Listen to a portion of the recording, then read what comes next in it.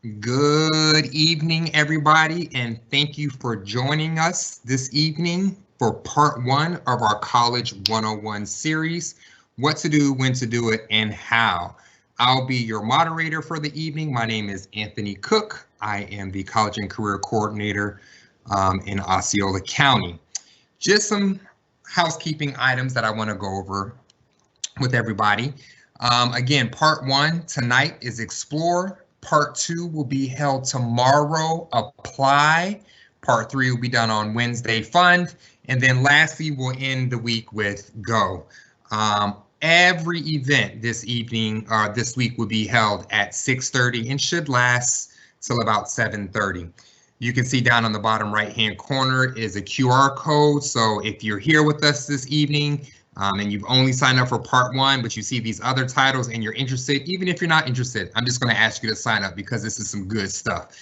You can scan that QR code and it'll take you to the registration link. You can always go to the Florida Virtual Campus as well and get registered there. So again, thank you all for joining us tonight. And we also want to thank our partners. As you can see, there were several entities that were involved in setting up this evening, from Abbott to multiple districts, partners here with the state, OSFA, Florida Shines. You can see there's a lot on here, and without them, we wouldn't have been able to make this possible. So we just wanted to give a quick shout out to our partners. And for this evening, those of you that are joining us, if you have any questions, I want to encourage you that throughout the session, you can use the Q&A box. And we'll have people that are working in the background that can field your questions and answer them in real time. And questions that we see a little bit more consistently, we'll probably jump right on here and answer them live. We also have time at the end of the presentation for any live Q&A sessions. So stick with us all the way through the end. If your questions weren't answered or if things pop up towards the end, you can always jump on in and ask us those questions during our live Q&A session. Now, I also want to tell you how this evening's going to work. We have an expert in the field that's going to be talking about tonight's topic, exploring. There are so many different options once you graduate high school. And our expert tonight is going to talk to you about that and talk to you about how to find your best fit. Once our expert is done, we'll have hopefully a student on here because we know y'all get tired of hearing from us. So we want to make sure that you have an opportunity to hear from your peer on how they figured out what their best fit was going to be and what that process looked like for them. And again, once we get through those, we'll have some live Q&A time. So again, stick with us. It should be a good night. And lastly, we have live closed captioning that's available by clicking the CC logo at the bottom right of your screen. So if you're in need of closed captioning, feel free to select that so that way you can see what's being said during tonight's presentation. Now, without any further ado, I would like to welcome our expert in the field to begin tonight's presentation. Her name is Amanda Stirk, and I'm going to pass it off to her to introduce herself and to get y'all started with tonight's topic. Thank you so much. So my name is Dr. Amanda Stirk, and I'm so happy to be here with all of you this evening, and thank you for joining in. I know on a Monday night, the fact that you're here and you're showing up right now really does talk about how you want to be successful, and we're glad to be part of that journey. So we're going to be talking tonight about College 101 and exploring your options. So just as a reminder, my name is Amanda. My day job is I'm the director of Accelerated Pathways out at Florida Southwestern State College. So basically I run the dual enrollment program and our collegiate programs and several other that we have here, which is about 3,400 students. And I'm always a believer in accelerated credit, and I love what I do. I'm also the author of College Unmazed, which is basically a student workbook on the high school to college process. So I do a lot of blogging, writing, webinars, and stuff just because I'm so passionate about that sort of process, right? How do you know what's available to you, how do you make those decisions, and I always try to bring experts to the field so we can definitely help you throughout that. So you can check that out if you would like to. I also have an app, College on Maze, that I just send out cool little webinars and stuff, so you're more than happy to check that out. So one of the questions that I get from a lot of students is sort of the why college or why post-secondary education. And this is true data right from our local Florida College Access Network, which I love being a part of. But basically, when you look at having a degree versus not having a degree, it's about $1 million in your lifetime, the difference between going to college and not going to college. And so when you look at these true statistics for our Florida state, you can see that if you earn just a high school diploma, you're barely above the federal poverty rate. And one of the things that we're finding definitely through FCAN is that 65% of our jobs in just about 4 years need some type of degree or certificate. Unfortunately, if more and more jobs are requiring some type of specialization, so if you're not getting some type of degree or certificate, you're really going to, one, lose out on a lot of different income that you could have, but also that you're sort of limiting yourself to what some of the jobs and experiences you possibly could have. So when you're looking at this, you can definitely see if you don't graduate from high school, you're under that poverty line. You can see your high school diploma, a career certificate, which we will talk about this evening, a bachelor's degree, all the way to master's and degree and higher. So one of the things that I find with students, and especially dealing with, all the students that I have come through my office all the time and all the school counselors, is a lot of students automatically go, well, where do I want to go to college? That's their first question. Where do I want to go to college? Let's back up. Really, like, what are you interested in doing? And what, are sort of your career pathways? And what are some of the things that you could do sort of in the end? Because not every job requires a degree or a 4-year degree. Some require less, some require that specialization. And so I think a lot of students just say, oh, I want to go to UF. Well, why do you want to go to UF? What's there? Why do you want to go to UCF? Or why do you want to go to Harvard or wherever you want to go? And so one of the things that I would like you to sort of explore this evening is not lead with which college should I go to, but really what career do I want to do and what's that pathway to get there? And one of the reasons why I think that's so important is only about 44% of Florida students graduate within 4 years. So a lot of our students are going over 4 years, sometimes 5 years, maybe even 6 years. And why is that important? There's actually a law here in Florida called the excess credit law that families don't know about. And what happens if you go to college too long, your tuition actually can double. So if you change majors or you take time off or you go really slow or whatever the reason may be, could be a lot of reasons, but if you're not graduating sort of on time and steadily, you could be really penalized. There was, the last statistic I saw was over $20 million was assessed in excess credit here in Florida. So it's a big issue for families that they're not prepared for. Also, a lot of students get out with a degree and they really don't know what to do with it, or maybe it wasn't really the degree they thought they should have, or it didn't get them the job that they wanted to do. For example, my master's is in counseling, and I came to work in higher education, and all of a sudden I realized I wanted to teach psychology. I can't teach psychology because the way that my credits were in counseling. I didn't know that. And so if I wanted to be a psychology professor, I would be out of luck, or I'd have to go get more school. So there's a lot of times that, students don't know the path to get to the career that they want. And so they regret it at the end, they take too long, and they're not really happy. And so what we really want to do as we explore tonight is to make sure that you're sort of asking these questions as you go, so you don't have that regret in the end.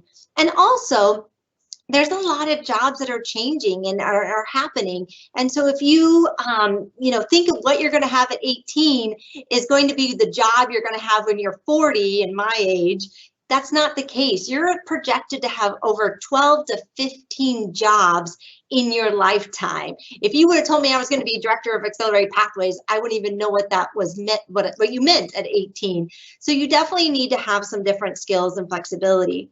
So one thing that I would really want you to consider in sort of this exploration is really exploring what we call career pathways. And this is a big program that's happening right now in the Florida college system and throughout into the SUS, the state university system, like UCF, USF, and all of them. And so what we want you to do is sort of think about, what do I kind of gravitate towards? So for example, my bachelor's degree is in education. I knew I wanted to work with kids. And when I was that age, it was either I was going to work with little kids or big kids, right? And so I started out with little kids and I got to bigger kids as I went. But in education, there's elementary, there's high school, but then there's the people that work for the school system, like the nurses, the administrators, you know, the school counselors. So education can be really, really broad. And so sometimes you just think teacher, right? But there's so many other things besides just teacher that is in education. Same with health sciences. So for example, you know, a lot of times we automatically think nurses and doctors are the two type of health sciences. It takes so many other jobs and other backgrounds to have a hospital actually run. And so what I think is interesting is, no matter what stage you're in, if you're a freshman, if you're a senior, you're maybe already graduated, you really want to look at sort of what kind of career pathway and what I want to sort of explore. And the nice thing is, if you look on the right-hand side here, there are a lot of websites out there that can kind of give you some fun little quizzes, some personality quizzes, and say, you know what, this is what you might be good at, because do you want to work indoors? Do you want to work outdoors? Do you want to work with people? Do you not want to work with people? And so there's this 3 links that I really like using and kind of going through to kind of explore what might I be good at. But you definitely want to look at it in kind of terms of these career pathways. But in high school, especially, there's a lot of different ways to really start this exploration. The first thing is really through your extracurriculars. So maybe it could be your work experience, right? Do you like a fast-paced environment? Do you like a little slower? Do you want to work outside? What do you want to do? Do you like babysitting?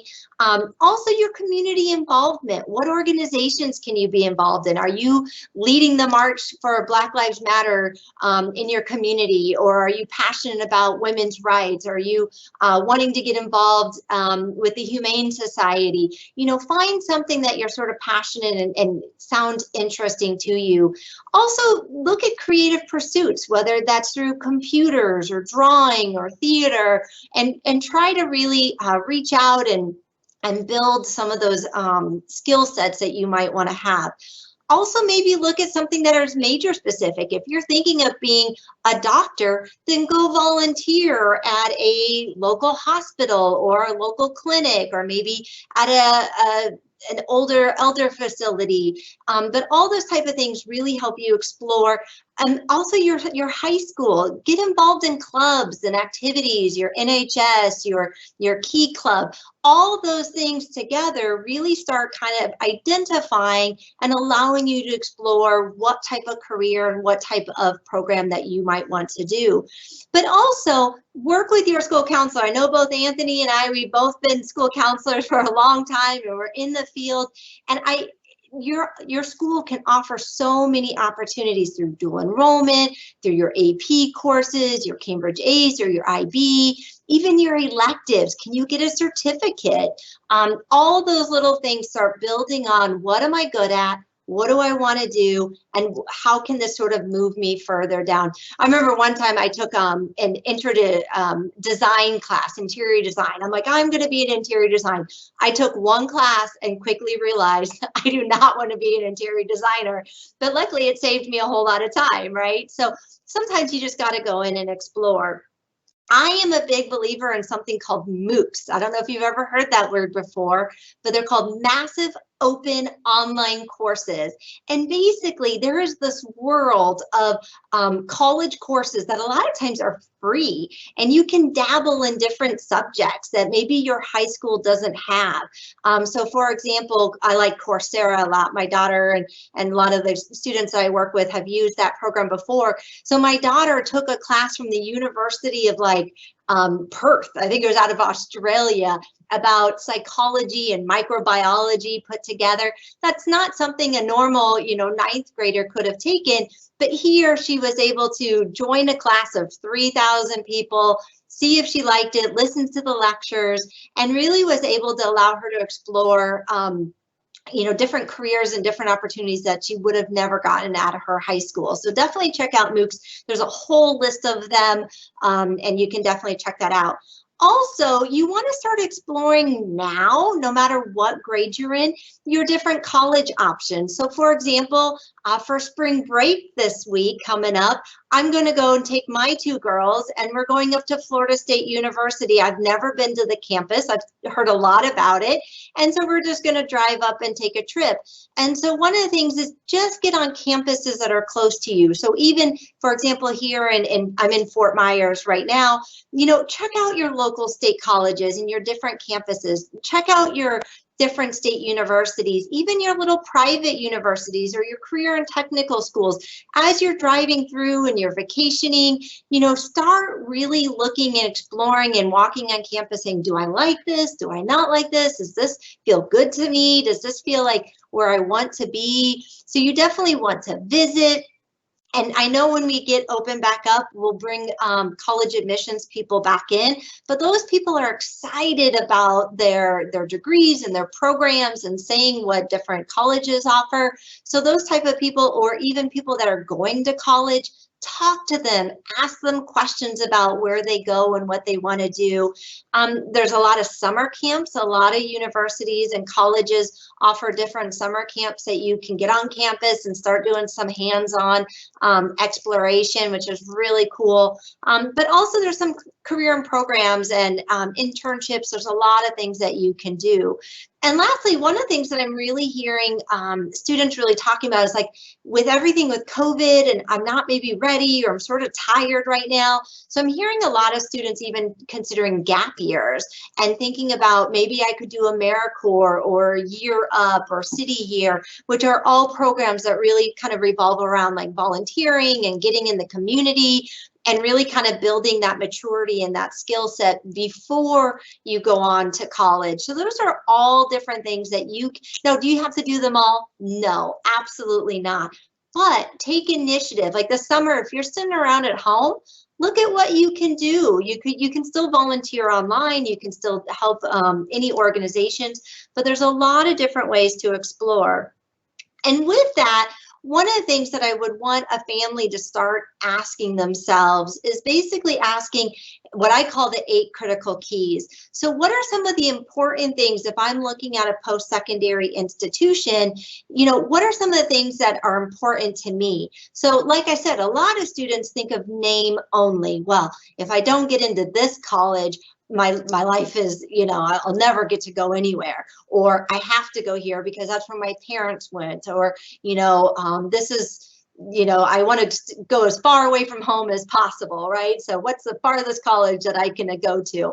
And so there's a lot of times when, when we think of like college decisions and post-secondary decisions, automatically we sort of think a lot of times the location and cost is a big one. How much is it going to cost us, right?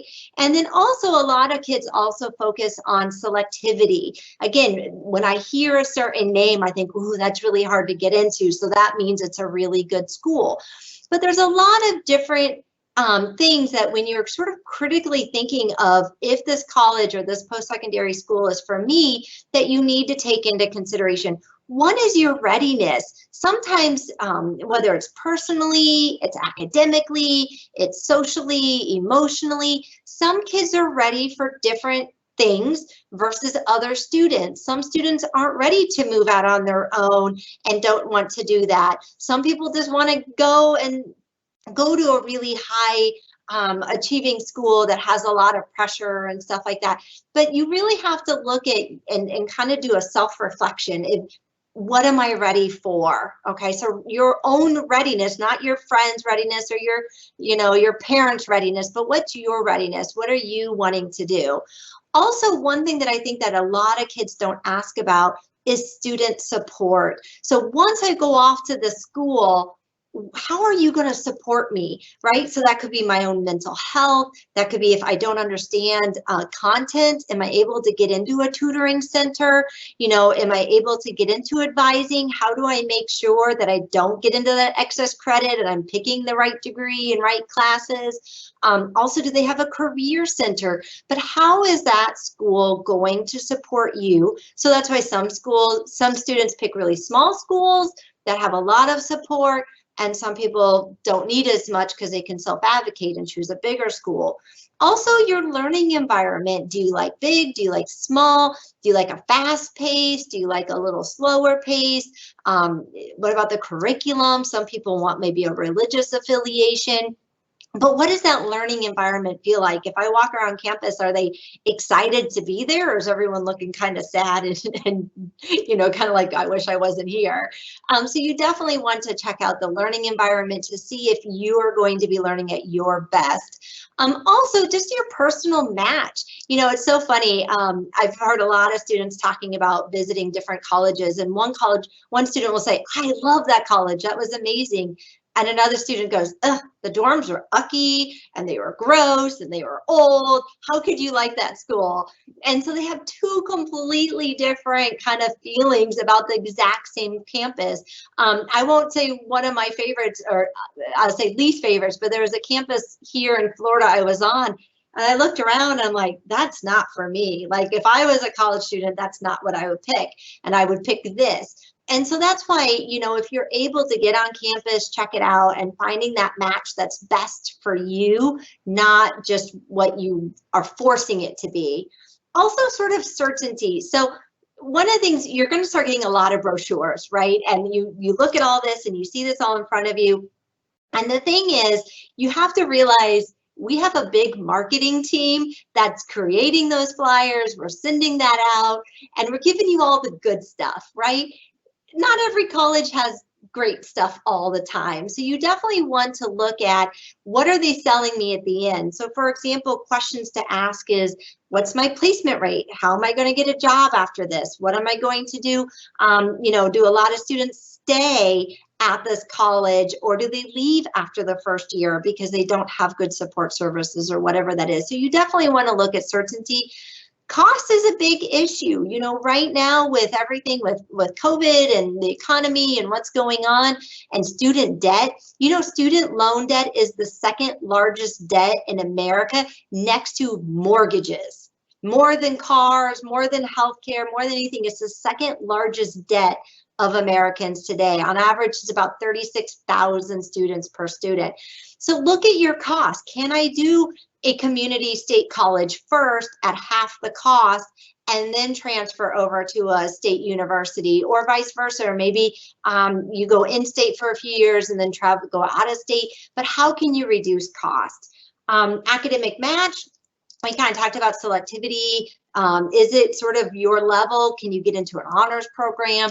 Those are all things to ask. And lastly, making sure that they have the degree or the career that you want, and they're able to help you along those paths. So one of the things that I sort of, as you're exploring, put these kind of 8 critical keys into play and look at it more through different lenses, right? And look at it from different angles, and don't get so caught up on name recognition or program recognition, but look at these other aspects as you're exploring, and you start seeing some more kind of truisms coming out about the different colleges so you're able to sort of explore. But one of the things that I think students don't know is sort of that there's this whole world, and I've talked about college sort of generally tonight, but there's a lot of different degrees and certificates that can get you a really good paying job. And so sometimes some certificates can range anywhere from a few weeks or a few months to a year and a half. there's a lot of certificates that you're making more than I am as with a doctorate degree, and you have a really good job. And so certificates are definitely something to consider. A lot of certificates can be stackable on top of each other, which is awesome. So for example, I work at, FSW, like I said, so we have small time certificates that then you could embed into like an Associates of Arts degree, which then the Associates of Arts degree can then grow into a bachelor's degree. So you can start small, build on those skills and see how you like it, and then build on those skills and keep on going as you go through. And then obviously you have Associates of Science degrees, which what are cool about Associates of Science, they're usually 2 to 3 years, but you're directly employable right after that. So that's really fantastic if you think about, okay, I want to stay focused.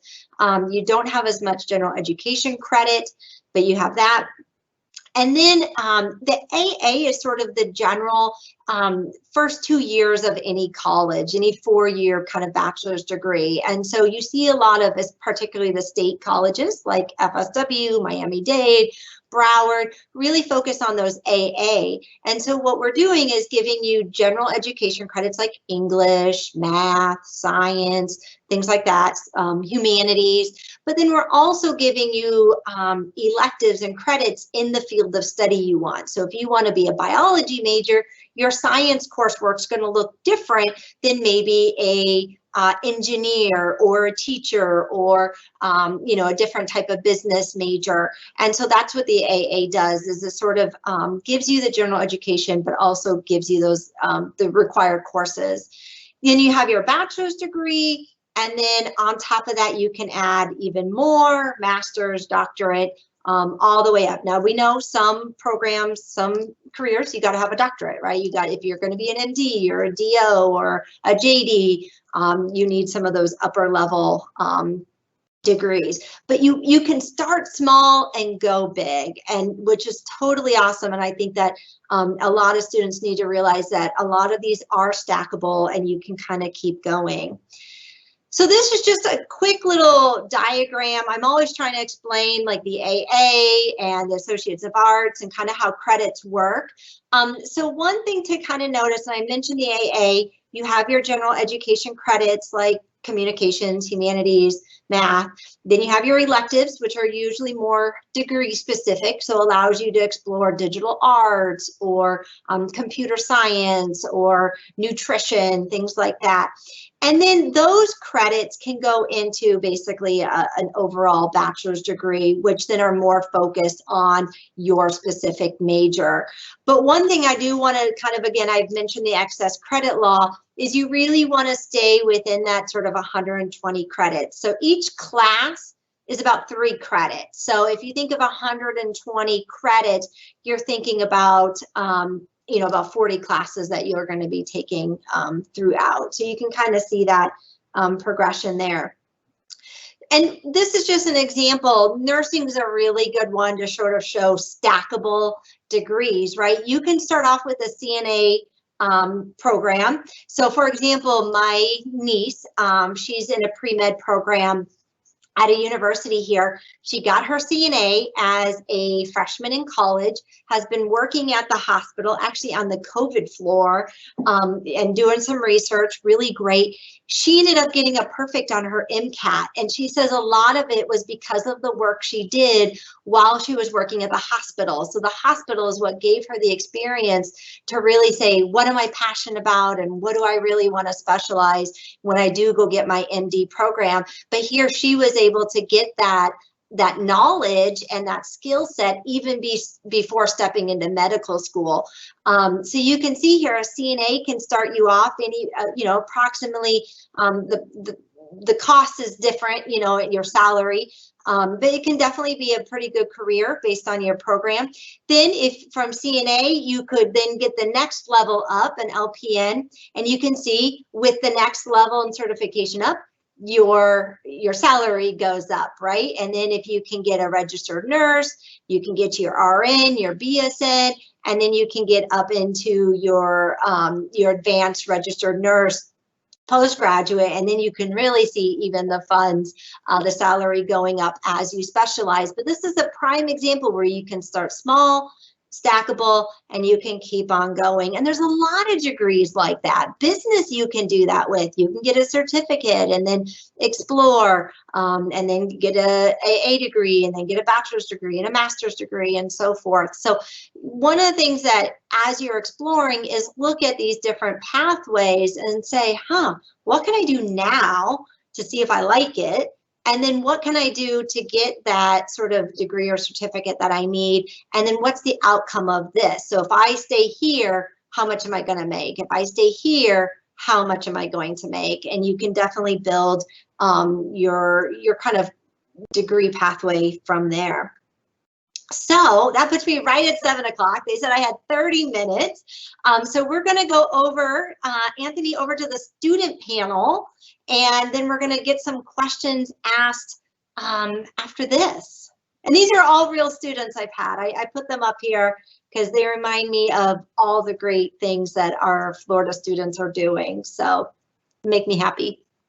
Dr. Stirk, I want to thank you so much for sharing. And just to circle back to this, there was an app plug. What was the name of your app so that students can utilize that? Yeah, it's just called College Unmazed. There's a D on the end, and it's just a bunch of blogs, webinars, different resources that parents and students can use. So it's free.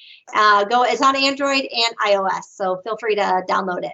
And it does connect you to all the state colleges, all the state universities, and all of the PCUF schools as well. So if you just plug in your address, it'll tell you what's the closest. It tells you, it connects you to all their admissions, all of their school visit tour sites and stuff. There's a whole video. So it's a good place to start exploring. Awesome. Thank you so much, Dr. Stirk. There were other things that came up. I got notes. We're going to come back. All right, let's come back. Get through this, but really want to thank you for presenting. And now we're going to pass it off to Louis Dilbert, who is going to talk to y'all about what it's really like. Like, what is the experience like? I mean, sometimes we hear things like this and we think there's really a science to picking out what your major is going to be and what your life career is going to be. Sometimes that's true. And many times we just find ourselves tumbling right into our career and major with a little bit of guidance. So we're going to pass the mic off here to Mr. Dilbert to just talk to y'all about what that process looks like. Thank you, Anthony, and thank you, Dr. Stark, as well, for your insight. Well, when it comes to your major and your career, like Anthony said, sometimes those two things don't always sync up the way you want to. For example, I went to school since 8th grade. I wanted to be a pediatrician. My mom was happy. She's like, I'm gonna be a doc. You're gonna be a doctor. The family's gonna be rich. I'm going to get a big house, all that great stuff. And so, when I got into school at FSU, I realized I didn't really like science that much, and I got 2 Ds in biology. And so that's why I was like, well, this is probably not going to work out too well. So I didn't look at that as failure. I basically pivoted. And so since education was such a valuable thing to me, and my teachers had such an impactful impact on my life, I said, I'm going to be an education major. My mom's like, oh, we're gonna be poor, but I said no. I'm gonna be happy, and I'm gonna enjoy my career. That's one thing you have to aim for, students, is to do something that you enjoy. And money's nice, all that, but think about this: you have to pick something that you are gonna want to be at from 8 to 5 or more, throughout the day. And so to be able to do that all day and something you enjoy is great. So when you're picking your major, think about, the money may be nice. It may be nice to be an engineer major, but think about, am I good at math? Am I good at science? Those are not to discourage you, but these are the realities of what you will have to do to be able to be successful in that major. And many of us have gotten into our careers. There wasn't one particular major that allowed me to be director of veteran affairs and trio at a university. There's not one particular major. It's more about my experiences, my networking, my connections, and personality. So it's a combination of things. So some majors will lead you directly to a particular career, and others will get your foot in the door for a career. And so think about how long you're willing to be in school, how patient you are. So for those of you who want to be doctors and lawyers, you want to be in college years for 7 to 8 years. And so you have to be willing, you have to like school enough and be dedicated enough to finish that. So going back to while you all are in high school, this is the perfect time to be exploring, because of the fact that that could determine what college you choose. Some of you may not need to go to a 4-year college or university. You may need to just go to a 2-year college, get an associate's degree in nursing, and then go on and become a nurse. Others, you would need to go to 4 years or whatnot. And some of you are really in areas where you might just, get some apprenticeship or whatnot, but a 4-year college degree may not be necessary for you. It can only enhance you though. And so when choosing a major, think about your passion, think about what you love to do, and choose based off of multiple factors, not just how much money I'm going to make. Because guess what? If it's a really expensive degree, that money that you make is going to go back to paying for it. So, and a flip end, if you decide I'm going to be in a major people may say doesn't make a whole lot of money, you can govern yourself accordingly in college to make sure that you don't overspend, so that when you get out of school, you can still be comfortable, even though you're not making a bunch of money just yet. So choosing a major, talk to your advisors when you get to college, listen to your advisors, and get a mentor, because that will really help you, particularly with the students who are the students that I work with a lot, who are first generation college students. You may not have your parents or a sibling to go to, but there are people at the college that are there to help you. And if you talk to them enough, they will guide you in the right direction and help you to explore the different options that may be best for you. So it sounds like both of you initially started college with one idea in mind and didn't really land there. Is that accurate? Absolutely. Yeah. And I think a lot of us are going to do that because our world of work, right? And so what we think about our what our career options are so limited, because it's only about the people around us, right? I only see what my mom did. My mom was a phlebotomist, and I remember going down on Sundays and eating lunch with her at the hospital, and it smelled funny. And so I just, to the day, I'm like, I don't want to work in a hospital because it smelled funny. And that, but our view of work is so small, and you just don't realize all the careers and opportunities that are out there until you start really using those skills. So I think it's just, Louis, I completely agree with him, is you kind of start with one thing, and it could be a class that sort of chips you up. It could be a relationship that trips you. And there's just little things that happen in your life that make you pivot, and it ends up being better than you thought it would be. Yeah, absolutely. And there are a few questions that students have asked, like, will going to college allow me time to support myself? Yeah, you can get a job while you're in college, if you're able to balance. Some students have to one thing you want to try to avoid is student loans as best as you can. Apply for as many scholarships as you can. And I think sometimes we get the loans because we don't want to, that's kind of the easy way out. And I had people when I was in college, they were really nice to me, and they didn't want to turn me away, so they gave me that debt. And so nonetheless, I should have said, no, I'll just work. And I did work, you know what I'm saying? But, learn how to manage your money, know how to budget, and you could, you could get a job, a part-time job. Some people work full-time. Some of your parents work full-time while going to school. So that goes back to another question. Somebody asked about a gap year. Some people I work with adult learners who are going back to school to earn a GED, A, or bachelor's degree. So some of them have been out of school for 20 years. And so, yeah, you could, college will still accept you if you've been out of school for quite some time. It just depends. And then another person asked, since I'm graduating high school with my A, does that mean when I go to college, I really have to know what I want to major in my bachelor's? You should, because you're transferring, so you kind of don't have as much time. You know, so you do want to know that, but it's a great place to be. To have an AA degree when you graduate from college, that's a blessing. However, you might get to college is like, oh, I'm having so much fun, I don't want to leave in 2 years. So, but you know, stay focused, you know, and get your degree, or like I said, it might be allow you a time, you know, to go ahead and get a graduate degree or whatever the case may be, or maybe double major per se if you really want. And the last one is, can an AS degree transfer to a bachelor's degree? Usually not. You usually have to get an associate arts degree to transfer to a four-year college or university. However, sometimes when you get an AS degree, there are just a few more classes that you could take to earn your AA degree. So, but it's good to have that AS in your back pocket because, you know, you can go off and start working after you get an associate science degree.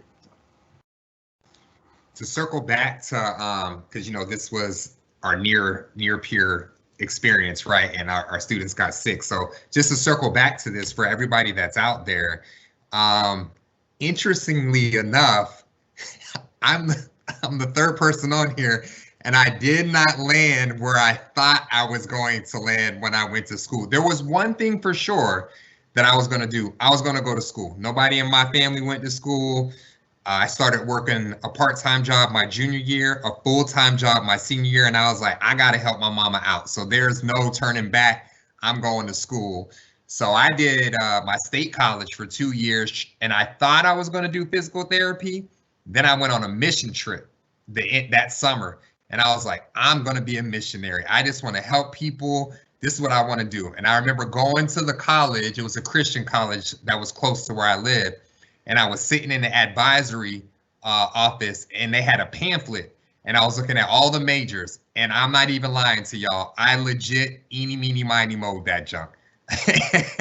And my finger fell on counseling because I was like, I can't do mission work because I got to ask people for money, and that's just not, I can't do that. My pride is just a little too much.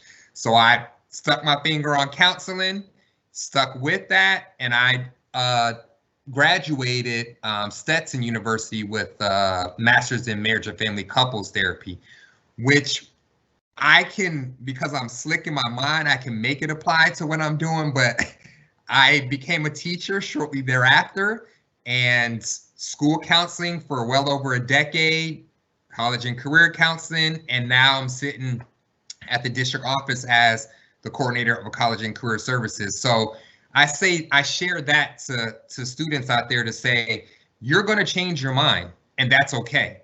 You don't have to think as a 17, 18, 19-year-old graduating high school, you got to have your life figured out. That's not the case for everybody. And with the two experts on here, correct me if I'm wrong, students are going to change their majors 5, 7, 8 times on average. Like, you don't typically stick with it. That's normal. So we just want to encourage you to utilize the opportunities that you have at your schools, field trips that may be available, the CTE pathways that may be available for you. Mr. Gilbert mentioned a mentor. So having somebody at the school that you can just kind of pick their brain and get connected with, that may be a peer that's a couple years older than you, that you can kind of talk to. Avid's such a great way to network and do that. A lot of the Avid students will come back and kind of have those conversations with students. So the object when you're in middle and high school, even elementary schoolers that we may have on here, the object while you're in there is to explore and identify what your passions and interests are, and know that you'll land on your feet. Like, you ain't got to have it figured out when you show up to school. That's okay. That's okay. I think that exploration, you know, Anthony, as you were saying, is so key, because we don't want you changing 7, 8 times, because one of the things, if you get on a path, you got to pay for those college credits, right? And every time you pay for a class that you're not needing, and not that any class, you get some skills from it, but if you can sort of do it when there's no cost involved, and you're able to do it through like those MOOCs, or if you're able to do it, like Anthony said, through volunteering or getting in the field a little bit, or even just interviewing somebody. Anthony might have asked a marriage therapist, what do you do all day? He might have changed, not have gone into it. So really do, I completely agree with you. And Lewis too is, being part of the TRIO program, is find a mentor, ask people those questions like, hey, what do you do all day? And what do you like about your job? Or what do you not like about your job?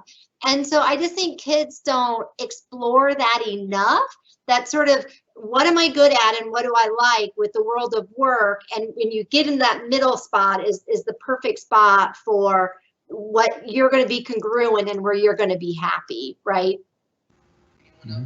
And Dr. Stark, there's a question for you that says, is there a good place to check colleges against each other, retention rates, graduation rates? So that person's, they want to make the right choice. They're on top of things. I like a lot of different sites. I mean, College Board and Big Future is probably one of my favorites. One of the ones that I don't think kids go into enough under the Big Future is the paying button, and looking for how schools distribute aid, like through scholarships or through grant money or through loans, as Lewis was talking about his loans earlier. And seeing, there's different, even in the state university system, who gives more money than other universities. So I do like Big Future, and they have a nice compare and contrast, but there's Princeton Review. I mean, there's several out there that I do like.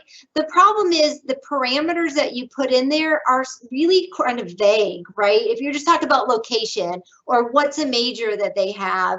And so that's why those 8 critical keys, I think, are so important, because when you start analyzing them from those other points that you can't ask that program, you're actually going to get a lot more about each college than what any of those programs is going to spit out. They're just spitting out data, right? It's just information that the colleges provide to this big organization. And so you really do have to look at like videos, you have to get on campus, you have to talk to alumni or people that have been there. But that's really how you're going to know, do I see myself living here for 4 years and being the best version of myself? Well, y'all both just like seamlessly slid right into the Q&A portion. So I'm gonna throw some out at y'all, and whichever one of you wants to answer, feel free to answer. If you want to boomerang that back to me, that's fine too. But one of the questions that was posted that came up quite frequently was, do you recommend going to community college first before going to a university? Well, either one of you. Okay. I think it depends on the student. Again, before I started working at a community college, I had a perception of community college. Mm-hmm. I really did, but once I started working there, I realized that it is a great place to go if you're not ready for we're not ready for the big stage per se. And some state colleges, particularly Florida, are smaller than community colleges. So I live in a city with two major universities and one community college. So students have a couple of options in one couple mile radius. But again, if you want it's less expensive, number one, to attend a community college first. Again, it's sometimes a preparation for a 4-year college university, because quite honestly, at a 4-year college university, you might have a little bit more distractions with sports and clubs and activities and things of that sort. And a community college, they offer that, but it's at a smaller scale. And then some people just want to stay closer to home for a little while longer, or work a little bit and then go on to a 4-year college university. The beauty of articulation agreements in the state of Florida is that if you get your AA degree, you get automatic admission into one of the state universities. Doesn't mean you get automatic admission into a specific program, because you might, I want to be a film major. Let me get my AA degree and automatically go to FSU School of Film. No, it's not going to work out that way. You need to qualify for that major. However, you can land somewhere at one of our state universities if you go ahead and get your AA degree. So, and somewhere in the chat, some students asked also about starting an AA degree in high school, and you can do that through dual enrollment. So talk to your guidance counselor about dual enrollment. And if you start that your junior year, you can possibly graduate. Sophomore, junior year, you probably can graduate with an AA degree, or close enough. There's a different admissions process for students that are going to be transfer students versus students that what we call a first time in college. You go right from high school to a UF. That's called a first time in college. And so, for example, if you're not a super high test taker, like an ACT or SAT, but you're a really strong student and you just aren't getting those scores, a lot of times you might be able to get scholarships or go a little bit cheaper at a state college. When you go to transfer, they're not even looking at those ACT, SAT scores. So there's another way that if you're really looking at a university and that's where you want to end up, it's another path to go that way versus trying to go up. I tell people it's an old Taoist view that there's many paths to one summit, right? But the view at the top is the same. It doesn't matter if you scaled the wall or if you meandered up the side, right? As long as you get to the same top. And so they do have different admissions requirements. So for some students that just aren't getting those test scores, but really want to go be a Gator or Seminole or wherever you want to go, that could be definitely an option for you as well. So what I heard y'all say was it depends. It depends, It yeah. depends on academic fit. It depends on personal social fit. Yep. It depends on financial fit, right? Because that might be financially best suited for you to make that transition. So it depends. And I think when you take on that responsibility of making an informed decision, it's not a lesser of two evils. It's not like, oh, well, I have to go to a state college. You can actually take pride that you made a decision that's best for you. So I think we need to remove the stigma that it's not as the same or you're not getting a good education because you're choosing something different. You're just going a different path, and that's fine. Right. Here was another question that came up. This is a good one. Does taking a gap year decrease the strength of your application to a competitive college? It can. It depends where you're going. So some colleges will hold your spot. So if you get in, it'll actually hold your spot for a year, but a lot of schools are not holding spots. Like UCF is like, nope, you got to reapply. Like, we're not holding your spot. So it just really depends on where you're going. But some students aren't ready, just like Lewis said, they're not ready to go to a big university and they're looking at getting some other experience and exploring more. But you are going to have to go in as a first time in college. So you are going to have those test scores. You're going to have the same high school requirements that you would have as a graduating student. You're just going to have to prove those again the next year. Yeah, and I echo those sentiments. But it also depends on what you do in that gap year. If you just need to rest and hang out for a year, no, that's not. But if you go, if you travel abroad, if you have the ability to study abroad, if you do an apprenticeship or you're doing something positive, if you do go do a mission work like Anthony, Mr. Cook, for a year, that to me that strengthens that can strengthen your application, but you still have to be prepared when that time comes. Because again, like I said, some of your parents or older relatives have taken a long time, they've had a long gap in between college. And so they've worked because they had to raise you or do everything, and they've gone back and they've still gotten into the to competitive universities and others. So it really depends on what you're doing in that interim. Yeah, so what you just said, something that was really, really important that I think our participants need to understand. A gap year is not, I'm just taking a break from school. A gap year, which in our Western culture, we don't do this as well. In Europe, they do this very well. Your gap year is, let me explore what's out there in this world through work, through an apprenticeship, joining the Peace Corps, doing mission work. And the intention is, once I figure that out, then I'm going to pursue whatever post-secondary education I need to pursue. So a lot of my high school students, I'm like, yo, a gap year is not, you made it to 12th grade and now you get to take a year off because you had enough schooling. That's not what a gap year is. So let's be clear about that. So a gap year is an intentional focus on further exploration to figure out what your post-secondary education may look like. And to that point, I think it's important for our participants to know we use this language a lot, the 4 E's, right? Which Dr. Stirk touched on them, but I want to loop back to it. There's enrollment, so that's your 2-year, 4-year tech vocationals. Enlistment, that's going to the military. Employment, which is getting a job. We typically advise students to earn certifications while you're in high school, do an apprenticeship, an internship. That's the higher wage paying employment, that jobs that we're looking for. And then there's the expiration, which is the true gap year. So those of you that are joining us tonight and you're like, well, what are all the options? That's how we kind of put them in their own little buckets, the 4 E's: enrollment, enlistment, employment, expiration. Okay, now that we got that out the way, here's another question. Any ideas for attending college fairs since online options are even limited? Anybody want to field that? Yeah, I mean, NACAC, I know the different colleges are still offering them through their high schools and trying to get out in front of students. NACAC College Board has a big one coming up right now for both in-state, kind of more regional, it's kind of like the South and, the West and East and so forth. But there are some that are definitely still, I know FSW, we just had a big transfer fair with 25 different colleges. So they're definitely out there. Check with your school counselor. And there definitely are there.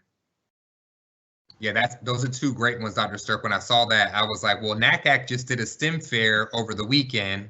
There's a performing and visual arts fair that they got coming up that's virtual. And then they have 2 general virtual sessions, along with College Board has a handful. The Southeast is coming up, like you just said. They also got one on the West Coast. They got one up north. So if you're looking for like 2 easy ones, those of you that are out there, I would say go visit College Board and look at NACAC. So, I mean, there's still plenty of opportunities for y'all to explore virtually what these colleges have to offer for you. And I think now with us, a lot of us have pivoted, obviously, for the COVID lockdown. So there's a lot more virtual options. So each university has this whole exploration and workshops and really you can get some cool stuff and not even have to leave your house. So even check the university's websites that you're interested in, as they probably have tons of online resources to make it pretty easy for you. So you don't have to wait for those big fairs to come. And I would suggest when you do go to a fair, have a set of real questions, right? Instead of what's your ACT, SAT requirements, or I've heard kids ask, like, really do your kind of research and like, why are you visiting those schools, and what's kind of, talk about culture and what's the feeling like on campus, and what's the least thing that you like about your campus? Like, ask really good questions, because a lot of times, a lot of that stuff you could just find on the website, and then you're sort of wasting that one-on-one time to really get to know more information about that post-secondary institution. Yeah, good advice. That goes back to that personal social fit, right? Like, what kind of student are you looking for? There is a fit here. So what does that student look like? There was a bunch of questions that came up about funding your post-secondary education. I don't want to take away time tonight to answer that question. What I am going to tell you is on Wednesday, we are talking specifically about that. So if you're trying to figure out how to fund that, we'll get a little bit more into loans and all the different ways to do this, scholarships and such, and how realistic is it. So I want to encourage y'all to hop back on, register for Wednesday night, and hear from the experts about funding that. Now, circling back to some of these things. Can an AS degree transfer to a bachelor's degree? It depends on, well, no, but in most cases it does not. You have to take a few more classes to get an AA degree, because part of these articulation agreements to transfer to a 4-year college university revolve around you earning an associate in arts degree. For those of you who don't know, AA is associate science degree is usually geared toward, hey, I'm ready to work.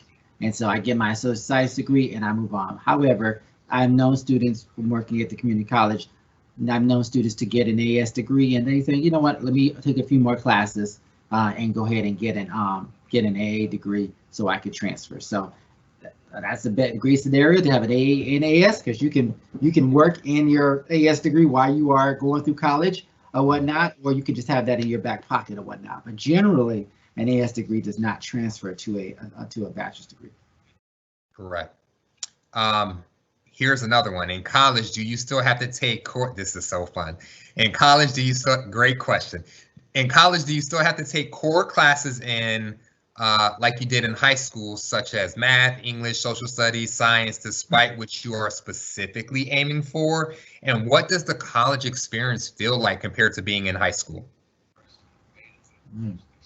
That's a whole lot. So if you remember kind of the long graph I had, so let's just go to an AA, like Lewis was talking about an AA, which your AA is your first 60 credits of pretty much any major, right? So Florida, we love our AA. 36 credits is what we call core. You have to have like English 1, Comp 2, speech, 2 humanities classes, 2 math classes, 2 science classes, 3 social science credits, and then you have this bucket of electives. And how you use those electives is really up to you. Typically, you're meeting your prerequisites. So are you going business? Are you going psychology? Are you taking extra math and science because you're going biology? So you do have this sort of core general education. Now there's some flexibility where like in high school, you got to take government. You have to take this to graduate. Us, we're like, you have 10 here to choose from. You pick 2, right? So that's kind of how we do it. But there are some things that like, you got to take a writing intensive, you got to do this. And when you do go to college, you're going to be assigned an advisor. And that advisor is kind of like your school counselor that can sit out, can map it out. And really, if you start looking at what we call a college catalog, every college and every university has it. But go on and you can see they've already mapped it out. A lot of the times you can go in and say, okay, I have to take this, I have to do this. Could I do this back at summer at my local community college? Have that transfer. So there's a lot of ways to sort of mix and match. But yes, you do have in a bachelor's degree some generic, more general education courses, and then you have your electives. Then you get into your major. So for example, like teaching, you actually have to have a test after your first 2 years. Then once you pass that test, then you can get into your major. Or for example, some programs like nursing, a lot of people don't know this. You do your prerequisites, you do all these classes you have to do, then you apply to get into nursing because they only have so many spots, and then you get into nursing. Just because you got in as a freshman to that college, some programs have additional requirements to get into that program, and a lot of people don't know that. So you definitely want to check, again, those college catalogs. Even if you're a high school student and you've taken ACE, IB, dual enrollment, AP, you can start mixing and matching and figuring out, okay, my AP English language equals my Comp 1 credit, and you can start kind of knocking off some of those credits and reducing that time to get that bachelor's degree. Definitely. And if you score a certain level on some of these standardized tests like the ACT, you could skip a level in English or whatnot. And the idea of liberal arts education, the first 60 hours is to give you that opportunity to do some level of exploration. So you may say, well, I really like history classes, so maybe I need to go into that direction. Or I really like math, so let me pick a major related to that. So it kind of gives you the opportunity to do some exploration for a short period of time. Some majors, i.e. if you're a music major, you're going to be taking music classes from your freshman year to your senior year. Their schedules are ridiculous. And so there's not much time for exploration, but in general, you know, the idea of those first 2 years is for you to kind of feel your way around if you're not sure, and then make a choice. But by your sophomore year, you should be closer to making a choice of what you're gonna major in. Great answers. There's so many questions. Our time, we're actually 3 minutes over, like the Q&A. But all of y'all that are out there, we're going to stay on till about 7:45. We want to get to your questions. These are really, really good questions.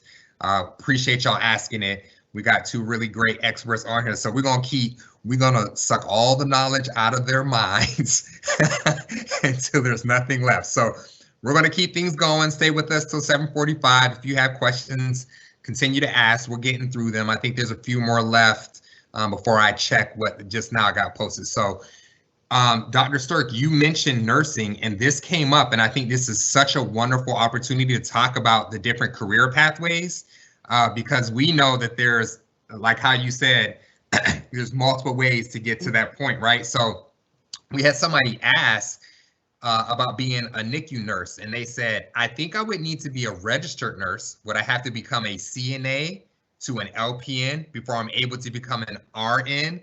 So talk a little bit about that. Like, what would that pathway look like? Is there one way? Are there multiple ways? Because I think this might be a good example for us to explore that.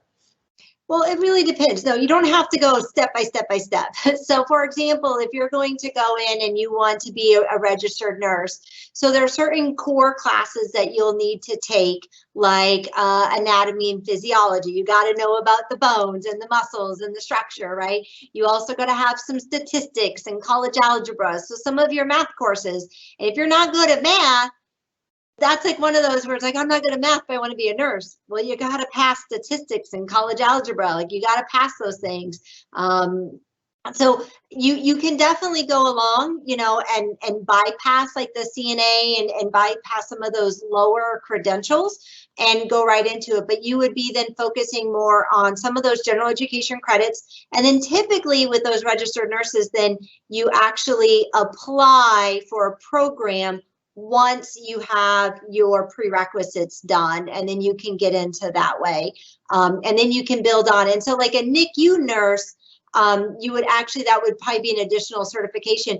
And a lot of times, once you get into a hospital, they also give you advanced certifications and advanced credentialing where you can keep moving up. So once you get into a healthcare system, a lot of times they will help you, support you to be in that exact field that you want to go into.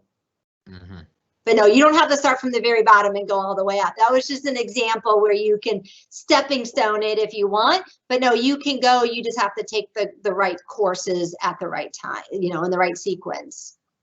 And it doesn't necessarily have to be traditional college where you're going to a 4-year. You could go to a tech vocational and get your certifications and work your way in that way. So there's multiple ways to off-ramp into that field. You have to go back to what they both said about what's the best fit for you academically, personal, social, and financially, and from there decide which way you're going to go. So there's a ton, which is, that goes back to what Mr. Dilbert said, having a mentor, having somebody that can advise you through that is so, so important. So you want to make sure that you have somebody like that you can ask those questions to.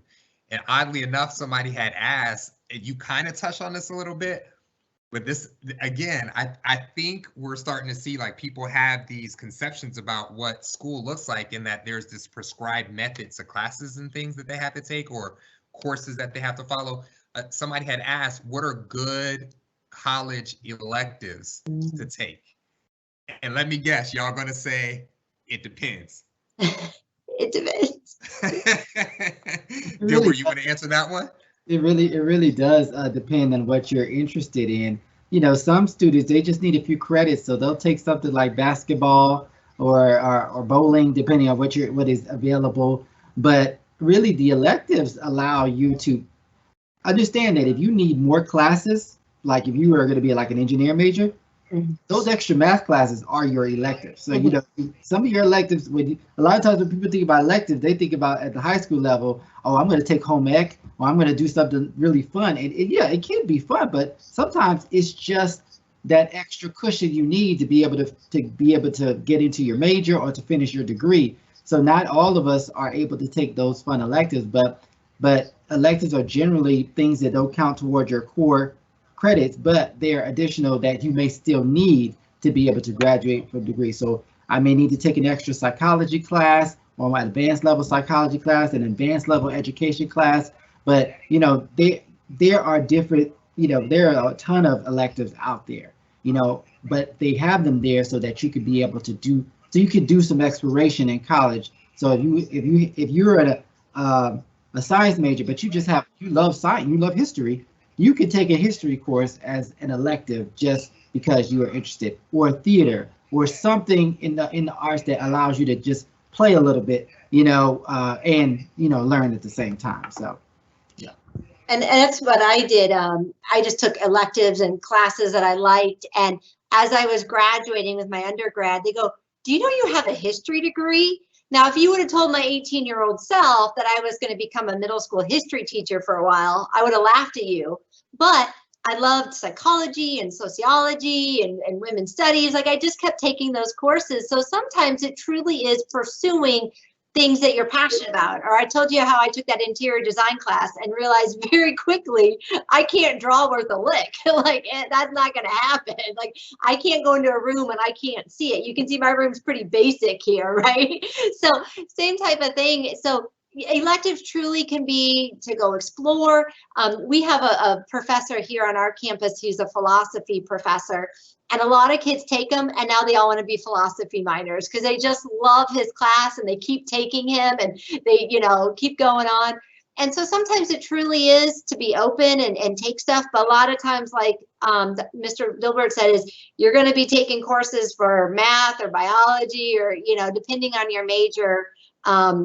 But there's some cool stuff out there, and I would still implore study abroad and internships and some of those opportunities where you can get out of the classroom and go explore, research, and even learn ways that way. So it doesn't always have to be in the classroom that you're learning. Definitely use your college to explore other things outside of class. We have about 5 minutes left. I'm gonna give us one more question and then I'll get us closed out. This one comes up an awful lot. So there are some other really good ones here, but I've heard this one on so many occasions, so I'm gonna just dump this in y'all's lap. Thoughts on attending an in-state school versus going to an out-of-state school? You want to take that one first? I'll take it. So Florida is the second cheapest tuition in the nation. I'm just gonna let that sit in. You're talking for a state university about $6,500, and that's without fees and without textbooks, which we know textbooks can be quite a bit. That's cheap. I mean, very few other places out of the country are you going to find that. Also, about 78% of our students stay in state because of our Bright Futures, scholarship that we have, how your dual enrollment, accelerated credit, or CTE credits transfer to institutions. We have state law that protects your credits, right? So you're transferring in a good way. You're not losing those credits, and you're able to really have a nice, clear degree plan. And because we have, 12 state universities, 28 state colleges, all the the private colleges that we have here, really Florida is extremely affordable, and they have so many amazing opportunities. So I definitely find that a lot of students, I tell students, if you can stay in state, save money, then go out of state for your graduate program, because we're all paying the same price for our grad anyways, no matter if you're in state or out of state. So a lot of students are not only just thinking about my undergrad, but now they're thinking ahead, right? How can I save money and not take out those loans? And I've had a lot of kids that just don't want to give up those college credits. I had a kiddo that full ride to Amherst, which is a really hard college to get in, but they weren't going to take a single one of his dual enrollment credits. And he says, I've worked too hard for my credits to do that. He says, Ms. Dirk, I could graduate from UF and go get my master's at Amherst before I would even graduate with an undergrad. So he was smart. He was using his credits. He was making informed decisions. I'm biased, so I really think that there's a lot of stepping stones, but definitely ask how your credits transfer, I just don't think kids need to be taking out big loans for the same degree that you could get right down the street. I just don't.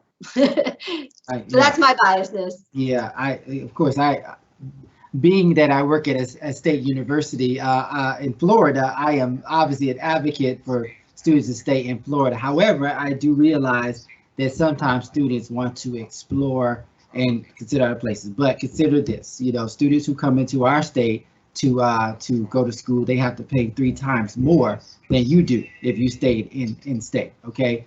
There are loopholes where, for example, I work also with military affiliated students. They get in-state tuition as long as they are using a military benefit. So these are the questions that you have to ask, how are there ways for me to be able to get in-state tuition rate, because every state charges an out-of-state tuition rate. It's almost like they punish you for coming into their state, and so they charge you more.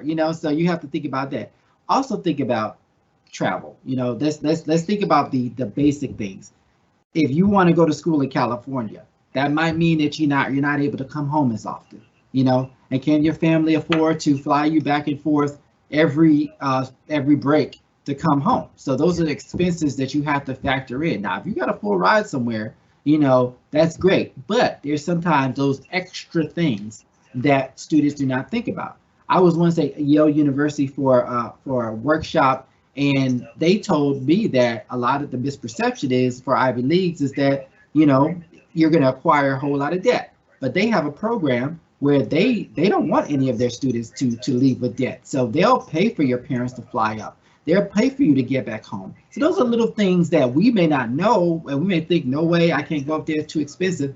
But they have programming available so that you can get the Ivy League education and still not be homesick or whatever the case may be. But that's not everywhere, you know. So like if you're from a rural community, we realize that many rural areas are family oriented. They want to stay close by, but getting out of your comfort zone may be the best thing for you. And sometimes that may be going, you know, right across the border to another state, or, you know, somewhere farther than that. So it really depends on that's a talk that you want to have with your family. And what does that look like? You know, what does that look like for me? And can I deal with that for 4 or 5 years or so? If there are any parents on the line, be comfortable with that. Be okay with that conversation. We know you might miss your son or daughter, but be okay if they say, you know, ultimately, I have all my ducks in a row. I want to go somewhere and kind of explore. And there are probably somebody on here who may go beyond the United States for school because you have the talent, you have the skills, you can do that. So don't box yourself in. Florida is a great place, and I would definitely say save the money, stay close, you know. But even if you're in Miami, you did like me. I went to Tallahassee. I wanted to be, you know, it's an 8-hour gap. You know, my parents can't just drive by and say, "Hey, how you doing? We're stopping by." You know, you know. But seriously, you know, I wanted I had to get out of my comfort zone and go to the north part of the state, you know, away from my family, so I can become independent and things of that sort. But I definitely would advocate first and foremost for in-state. Keep your options open and make sure everything lines up for you. And definitely go visit. I mean, if you're going to go out of state, make sure before you make that decision, you really need to go visit the campus. I've had a few kids leave Florida and go do a visit out in like Grinnell College, which is in Iowa. And I'm an Iowa girl. I'm from there. And she got back and her eyes were like this. And she was like, I'm not living in cornfields. Like, I ain't doing it. So do make sure that you're also paying attention to the area and what you're doing. And but do go visit if you're going to make that commitment, no matter where you're going. Well, we're at our time limit, so I want to thank you both for fielding all those questions. Great answers, great questions. And want to encourage everybody that's still on, register for tomorrow. Tomorrow we're focusing on the application process. So we'll see y'all back tomorrow live and fresh at 6:30. Have a good evening. Thank y'all so much again for joining us. Thank you, everybody. All right.